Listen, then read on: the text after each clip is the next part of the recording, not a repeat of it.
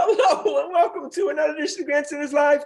I'm your host, Scott Kerman, and I'm joined by my usual cohorts, Uncle Joe McLaughlin, and he's JP's first son, Tim Hoey. Russ Stevens, the professor, will be here very shortly. All right, boys, we have another great show for you tonight. We start with the Patriots' big game. We didn't think we'd even get a big game this deep in the season, the way the Patriots were looking.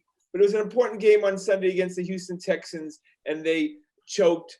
They lose 27-20, and there goes the season, boys. It's time to root against the Patriots. I've been rooting against them. I want some type of a quarterback in this draft. Yeah, we want a top 10 pick. Absolutely. And with a top 10 pick, maybe you can get a quarterback for the future, Joe. We'll get to do something we've never done. We get to actually look at the top 10 guys in the draft and root that we get one of them. Yeah, right.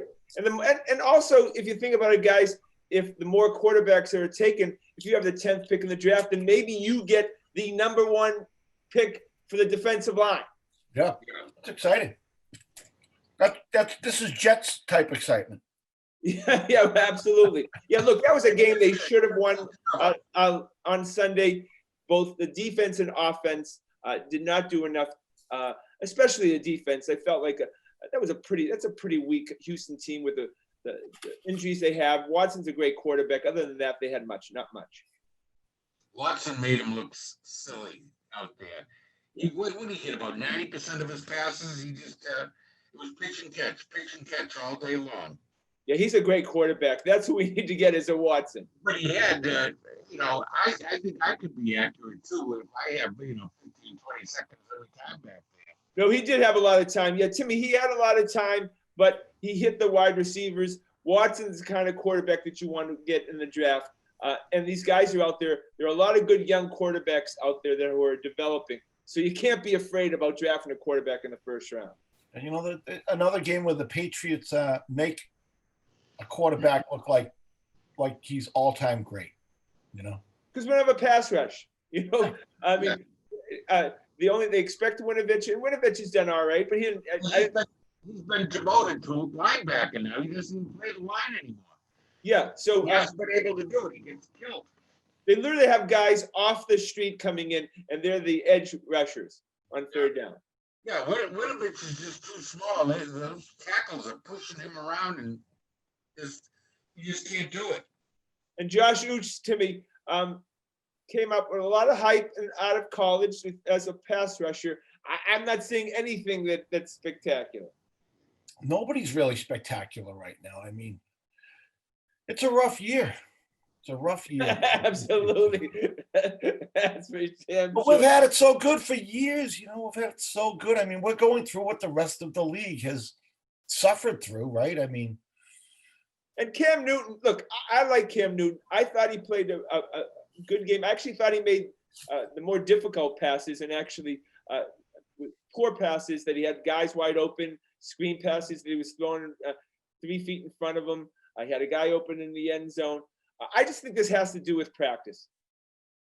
Well, I don't know about that, but they just have a lack of playmakers on both sides of the ball. On offense and defense, no one makes plays for that team.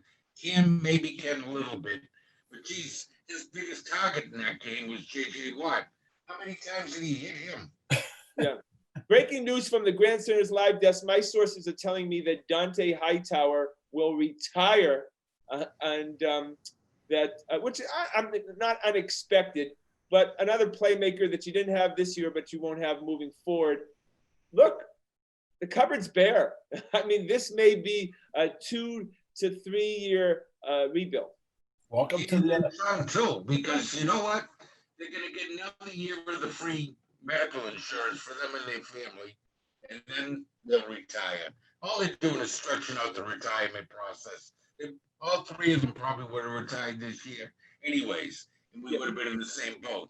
Yeah, Marcus Cannon, Dante Hightower, and Chung. Is that what you're saying? Those 3? Yeah, all 3 of them probably would have retired anyways. Well, we need Belichick to put his like top shelf GM hat on this year. I'll tell you that. Well, I'd like to see him separate the positions where he goes and hires a real GM. Do you see him ever doing that? Yeah, no, a good young guy. You've seen a lot of good young GMs in the NBA right now who are doing a lot of, and the Major League Baseball needs to hire a nice young mid-30s guy who can help him, navigate the new NFL. But he'll probably have the final say no matter what. So, I mean, isn't that Nick Caserio, the young guy? Is Belichick going to sit there and watch this guy pick a guy he doesn't like, and over somebody he does like? Probably not. That's a great question to me. I think he's always depended on his coaches and gave him, responsibility and hope they would fulfill it. I mean, he's a manager in some levels also. So look, who's ever been doing the scouting and giving him advice the last 3 years is they should be on the hook. I mean, he should be looking at them hard and saying, is it Belichick or is it the information he's being fed on who to pick? I mean, I don't know. Do you blame the managers or do you blame the do you blame the officers on the ship or do you blame the captain of the ship? Again, what you just said though is this is what happens to a lot of NFL teams for decades. The Detroit Lions, teams like that. We lose another player who you would hope that would have contributed next year in Rex Burkhead. I would assume. If you have an ACL and you're at his age in a running back position, you got to, rehab for a year. That's it for Rex Burkhead. And your contract is up. Yeah. That was a gruesome injury. Yeah, absolutely. Look, this is a tough year. If we lose every game the rest of the season, we will get a top 10 pick. I'm rooting for it. To be honest. Why not? I mean, have close games and lose. Yeah, it'll be fun to see. Patriots play Arizona Cardinals. Murray is a fun quarterback to watch. Yeah. I'm getting sick of those close games where they're sitting on the other team's 20-yard line and too bad. Yeah. About 5 games this year where they just couldn't do it. No, this record could easily be different right now. But that just shows you that's more of a referendum on NFL though. Yeah. It's a referendum in the NFL that a real piss poor Patriots team can be competitive no matter what team they play. I know a few gamblers out there who said this is the hardest year to pick games they've ever seen.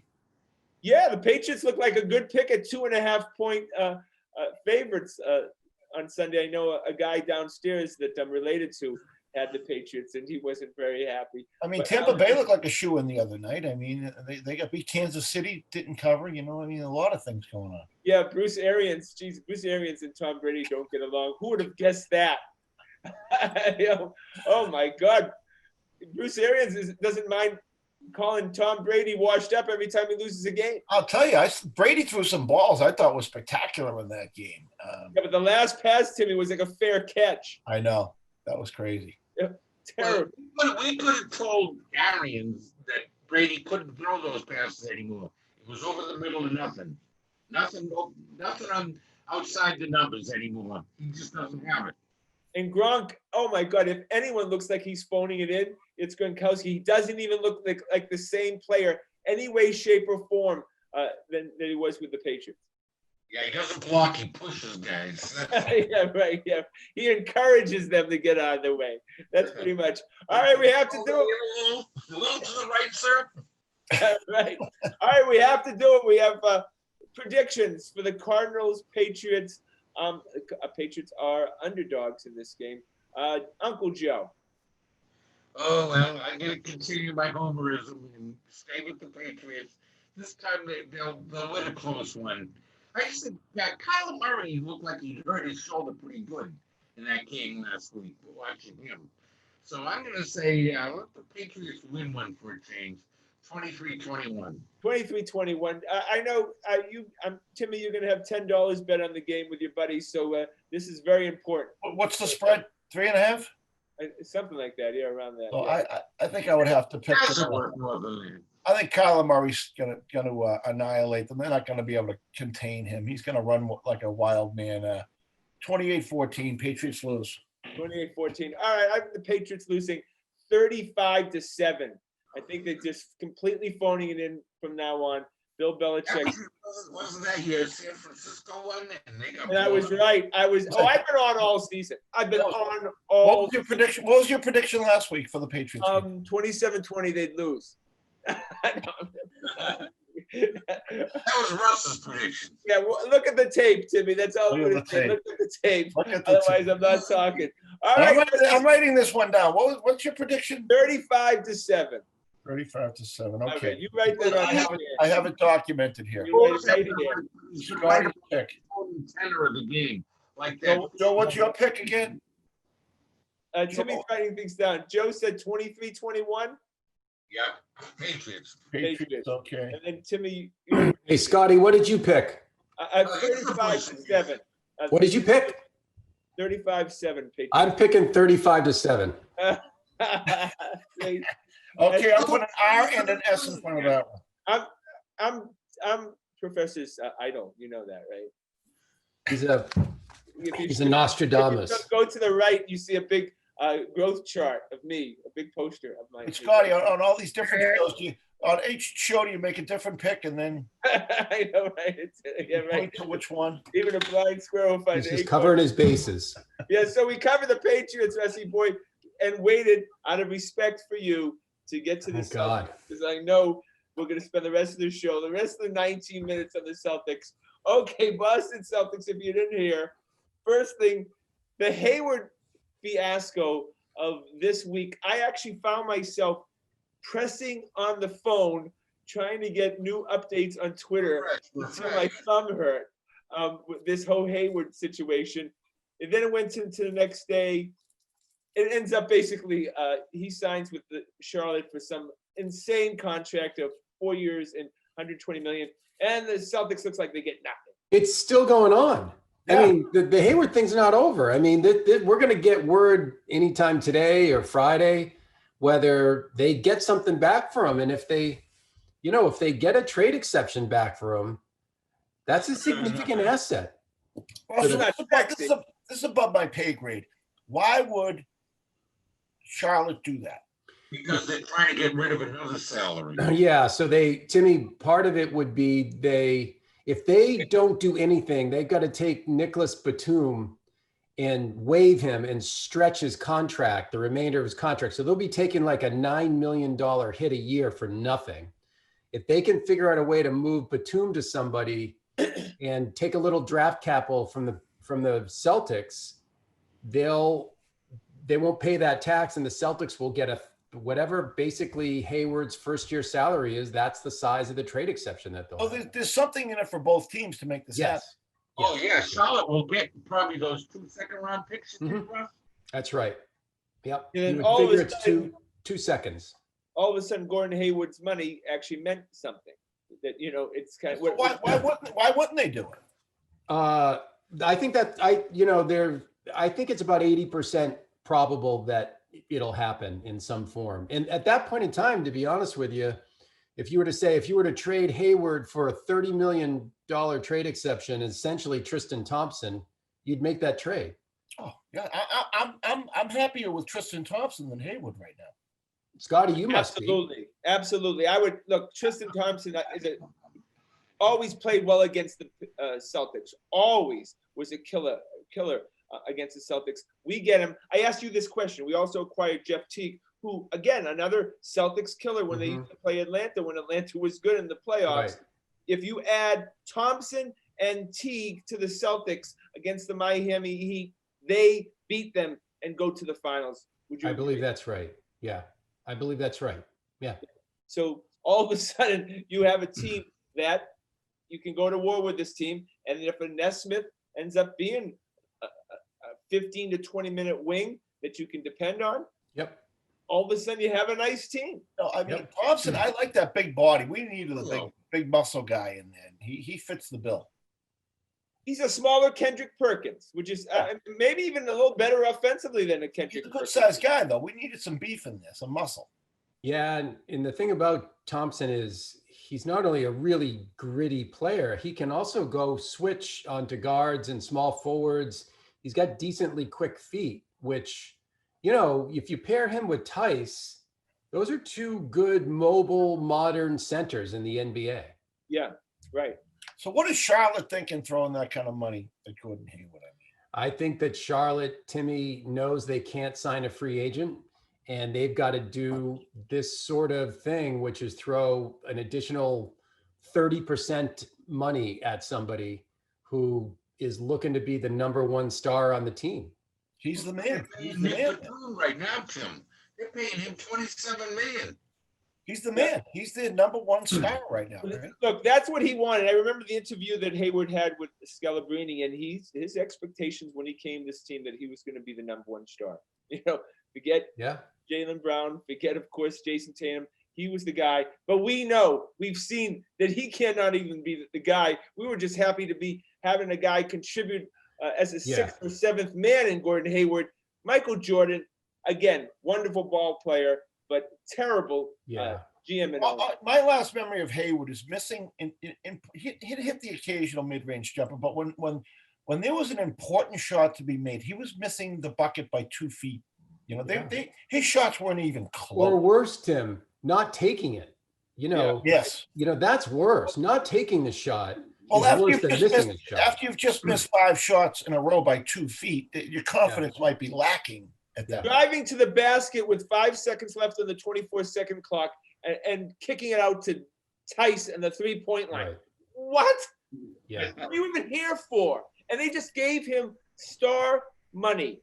You can't beat that. I'm reading some articles that are like saying how important he was and all of the critical things that he did that the Celtics are going to miss.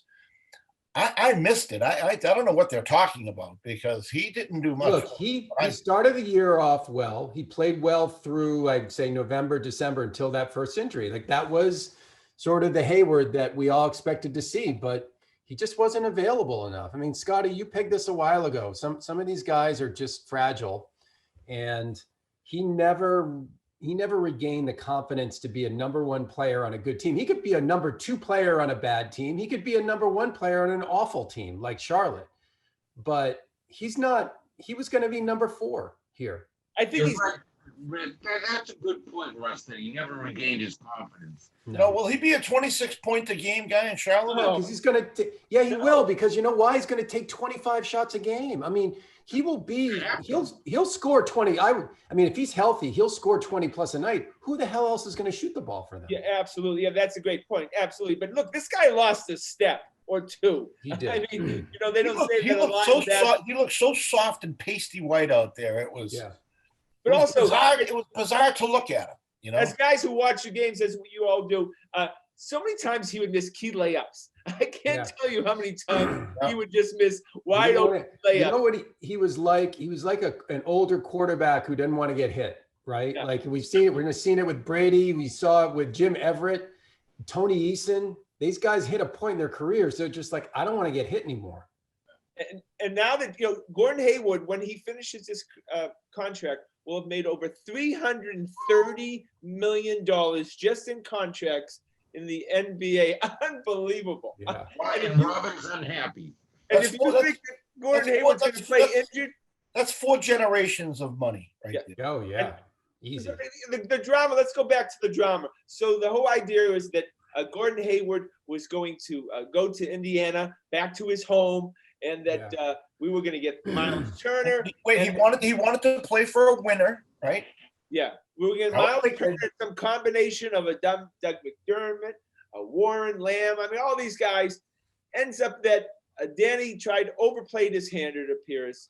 Again, I read. I mean, it's funny because there's some reporting coming out right now that would suggest that they didn't want the Miles Turner contract, right? I just don't think Danny believes in centers. And I think $9 million a year for Tristan Thompson was as much as he wants to pay for center. And he took a look, Miles Turner makes twice as what Tristan Thompson makes. So I think, did he overplay his hand a little bit? Yes, I do believe that. But do I believe that once Charlotte came in with that offer, Hayward was going to go anywhere but Charlotte? Absolutely. The question I have. You see what Danny offered for Drew Holiday? It was Hayward and all 3 first-round picks. Yeah. Right. And they said not enough. Yeah, that's for sure. Now, Miles Turner, Thompson. Who would you take? Thompson. I would take Thompson. You would? I really would.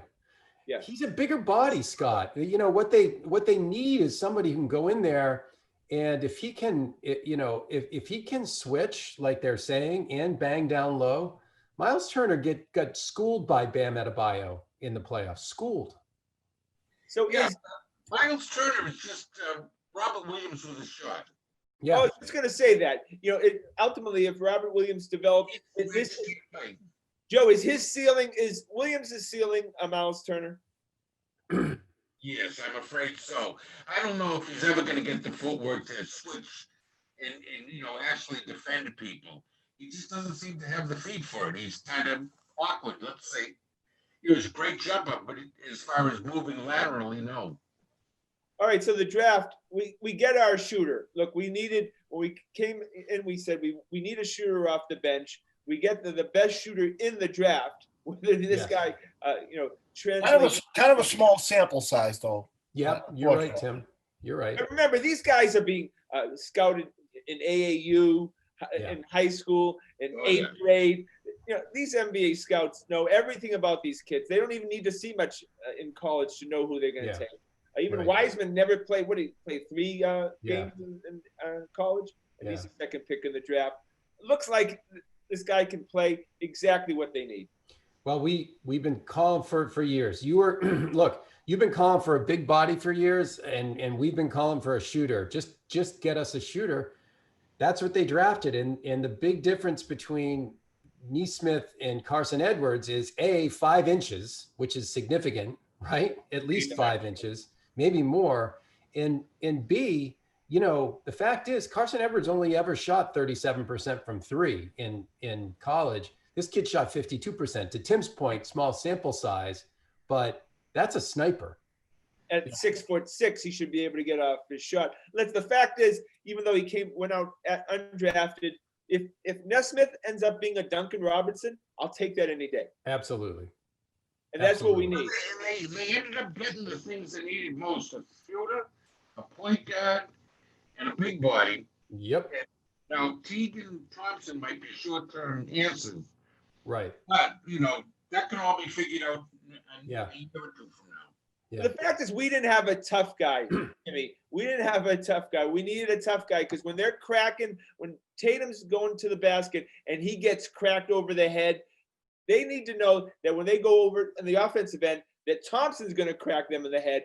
That's how the NBA works. Yeah. Now we have that in Thompson. We needed a tough guy. Yeah. Any chance of getting our Australian center back here? No, he signed with Toronto. Yeah. One thing to keep an eye out for with Thompson. One of the hard things about rooting for Tice is how many fouls get called on him, fair or unfair. Thompson's sort of the opposite. Thompson has a reputation for being sort of sneaky, dirty, and doesn't get a lot of fouls called on him. So it's going to be nice having a guy play 20, 25 minutes a night who isn't like a foul festival. You know? Can you picture on the court Marcus Smart, Grant Williams, and Thompson on the court? And Tice. Yeah. People are going to get the German foul machine. Yeah, right. That's the fourth line in hockey, right? Yeah. And the other thing, Joe, you mentioned it too. I was kind of bummed that they picked this kid Pritchard over some other guys, but then I realized he wanted a grown man backup point guard. He wanted a finished product, a guy who could step in and, like Jalen Brunson, who could start playing point guard for you in backup minutes right away. I don't have a problem with that. In the end, that's fine. He's behind Teague. He can learn behind Teague. There's going to be 20 minutes, I think. I'll tell you, I saw 25 minutes a game. I saw some highlights, just little things on YouTube of this Pritchard. What a handle he's got. My goodness. He's 6'2", 208. He's a big kid. Some of those little YouTube videos of him dribbling the ball, it's pretty spectacular. Yeah, look, he's a 26th pick in the draft. I mean, the expectations. Right. Well, he can dribble. I'll tell you that. Too high. Yeah.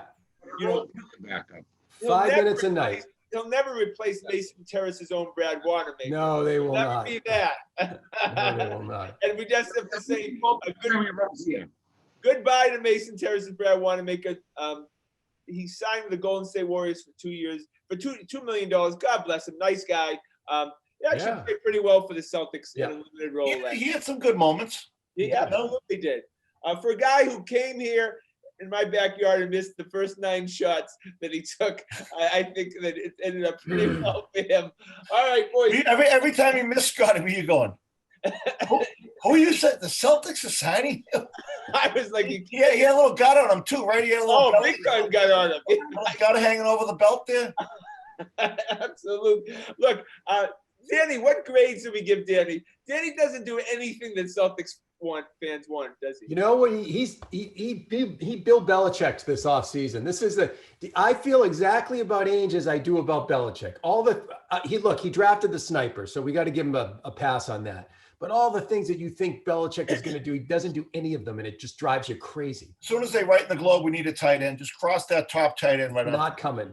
Right. I was sure that I didn't even know who Pritchard was, but now I'm sure that he was going to be the 14th pick of the draft. Right?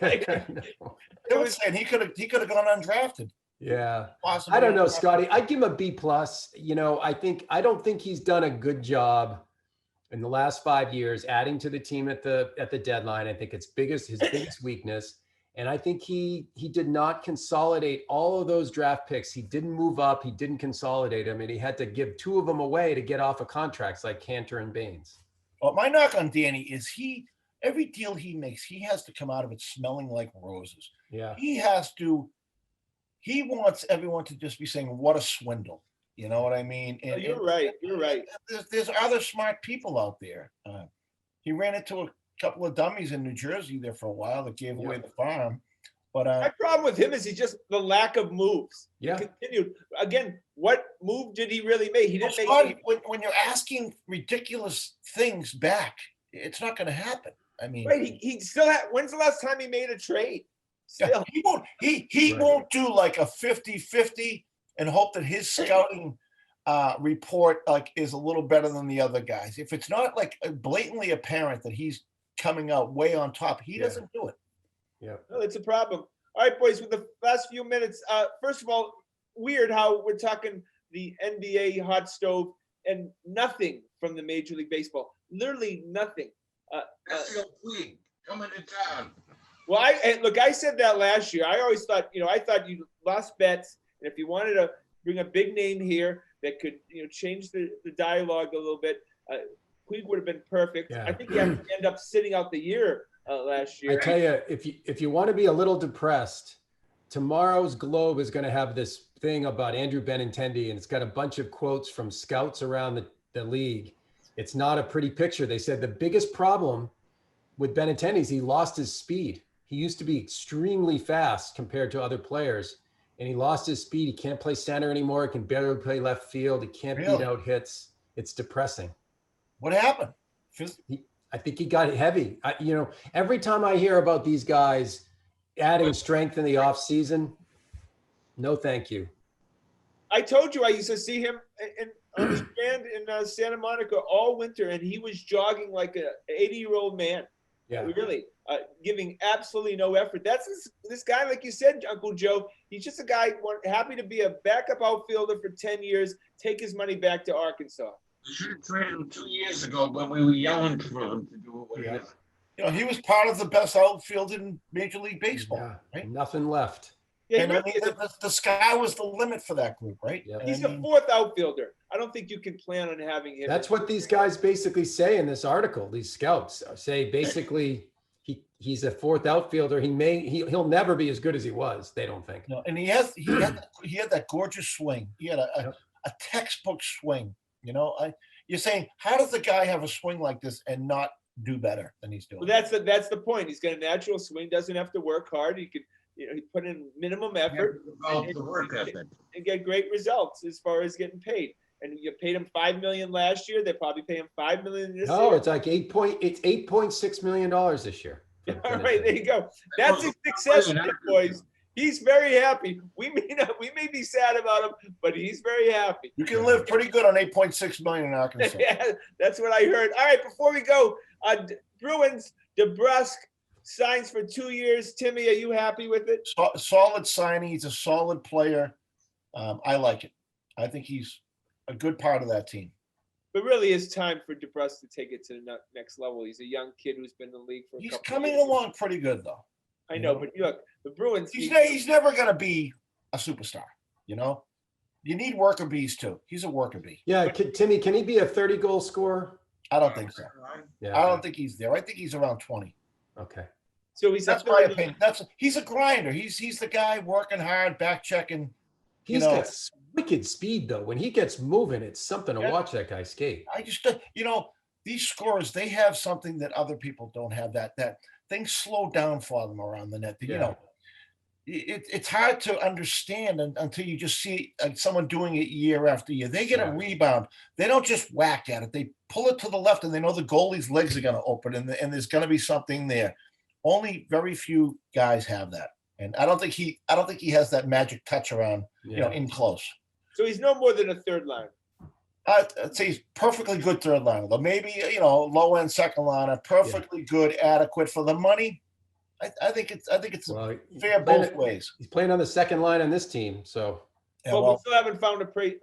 That's why we get knocked out of the playoffs. Yeah. Until you replace Krejci and get him out of there, this team's never going anywhere. Oh, you're saying that he had a great playoffs at least. Yeah, he had a great playoff. I mean, what? He played better than he had. Timmy, it doesn't fit Scotty's narrative. Dave Krejci's with Daniel Nava. I'm not a big Krejci fan, but he had a good playoff. He looked like the old. At least we downgraded him from great to Russ to good to Timmy. Uncle Joe, do you have shitty? Well, no, he's better than the last 2 years. All right, better. There we go. We keep on going. Yeah, but he does have that injury. There we go. That worked out perfect. I have shitty. If I wanted to place a big bet, for next NHL season, will Krejci miss a third of the season? Most likely. Right. I'd probably put money on that. How about will he score 20 goals next year? Maybe if they hit his head. Can he opportunities, maybe. He can probably score 20 goals in 2/3 of a season, Oh, for God's sake. All right. That's it. All right, boys. First of all, I want to wish you guys a happy Thanksgiving. Happy Thanksgiving, this is this month, our 6th year anniversary doing this show, fellas. So that's crazy. I just want to document 35-7. Yes, right. You wrote that down. That's good. Right. All right, boys. So that's our show for tonight. Want to thank everyone behind the scenes. Thank you, Corbin. Want to thank, of course, the fellas. Please check us out on our website at thegrandstanders.com and tune in again next Wednesday night at 6:30 for another edition of Grandstanders Live. I'm your host, Scott Crimmin. Have a great and happy night. Happy Thanksgiving to all. Happy Thanksgiving.